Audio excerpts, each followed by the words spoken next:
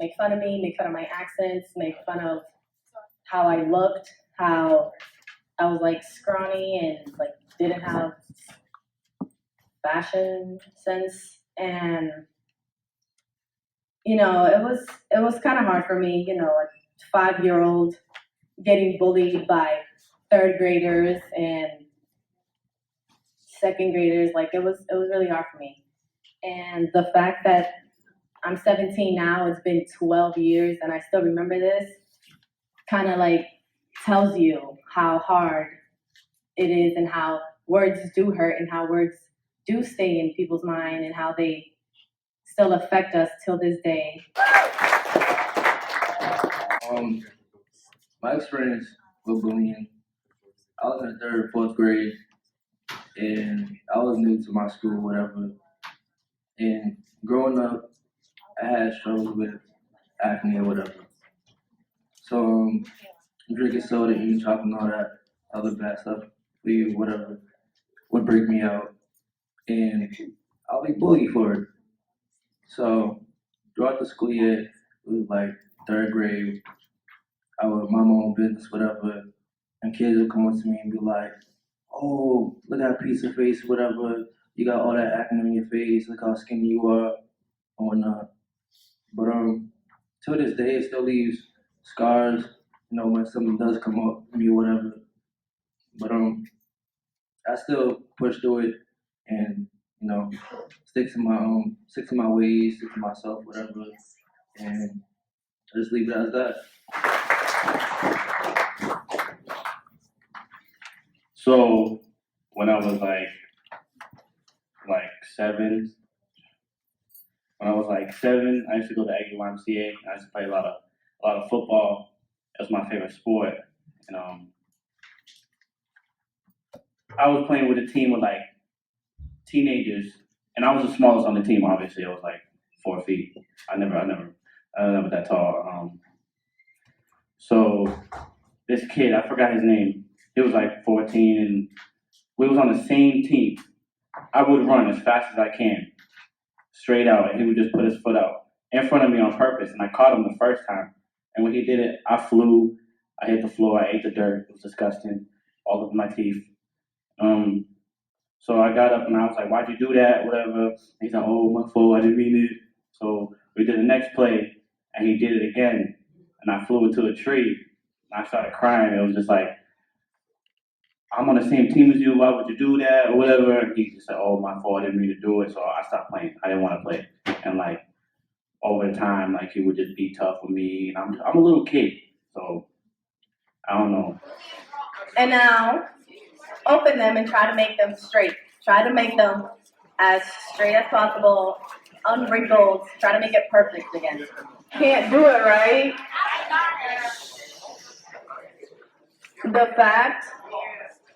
The reason why I did this was so you guys can see that even though the effects of bullying kind of die off, scars are still there, tears are still there, wrinkles are still there, damaging each and one of us.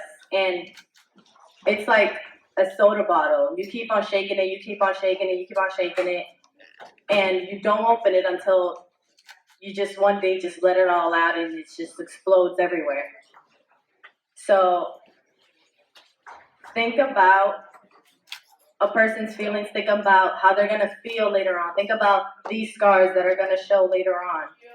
Of kids meme tweets is basically kids announcing things that have been said to them over social media or to their faces, and you'll just like if you watch it, you'll see the effects that it can cause.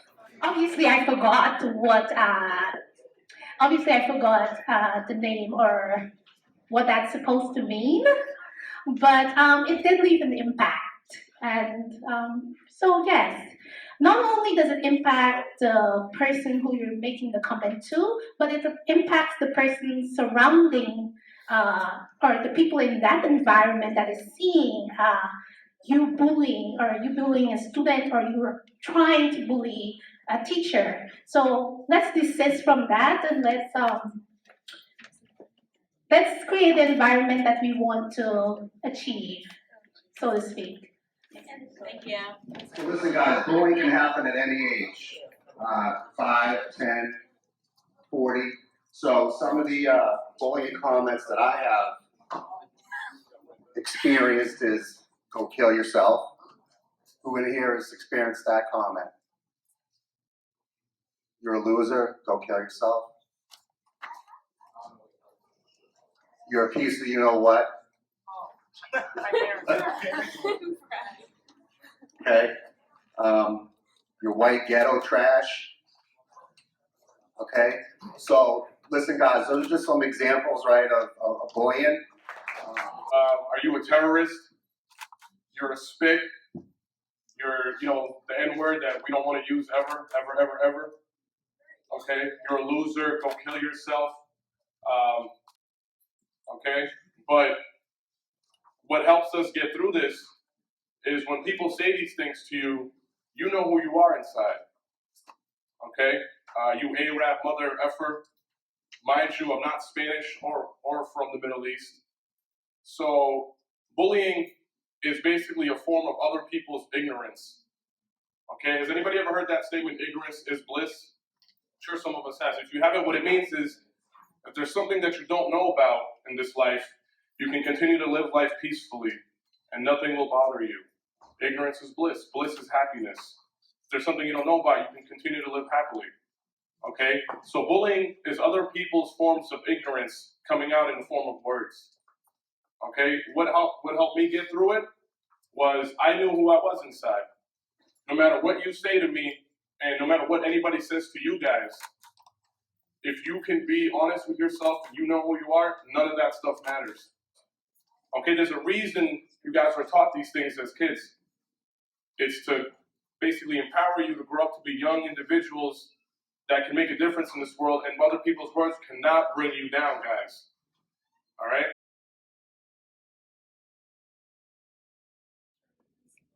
Yeah. Do you always have to tell that person? Do you have to tell them verbally? Or could you write something? Could you write a note? Yeah. Any way of telling an adult or someone mature enough to deal with it, all right? So you don't have to always tell them. You can write to them. Let them know what's going on. By doing that, you're stopping it right there, all right? You're not jumping in the middle of it while you're doing something. You're being proactive. And that's what you guys need to do, all right? The video where the gentleman was getting his butt kicked and punched in the face by this gentleman right here, guess what that is? That's aggravated assault, all right? You're going to jail. You're coming with us, all right, guys? So that's how easy it can happen, just by punching someone, all right? I was in college.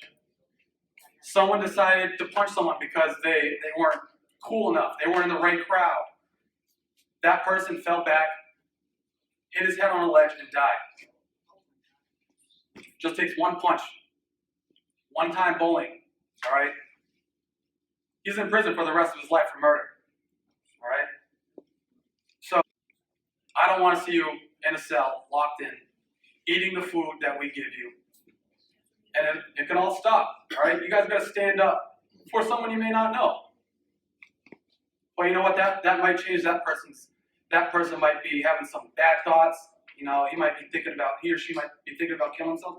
But since you stood up and said hi to them, even a hi, even someone you don't know, just by saying hi, you might be able to change that person's thought and actions that he or she might be taking, all right?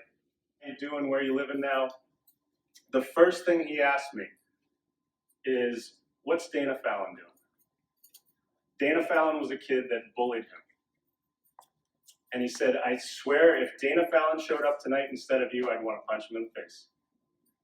Because he bullied me every day in high school. And I was like, that's amazing to me, that stuck with Dee Dee for 15 years. And he could have asked me so many different things about what's going on in life and tell me stories about what he's done before he even mentioned his 2 kids that he had. He said, what the heck is Dana Fallon doing? Are you kidding me? Like, that really sticks with you, and that resonates with me. And the thing that I thought about when I left that night after Dee Dee and I had a great conversation about what we're doing, after we got Dana out of the way, not you, Dana, you know it's Dana Fallon. Okay. But after all of that, he's then saying to my wife, so this scored me great husband points. He said, your husband stood up for me in high school. That meant so much to me, because it could have been the other side of the coin. What if I was the jerk? What if I was the Dana Fallon, and now I run into someone that I went to high school with 15 years later, and he's telling my wife that I bullied him? What if that happened?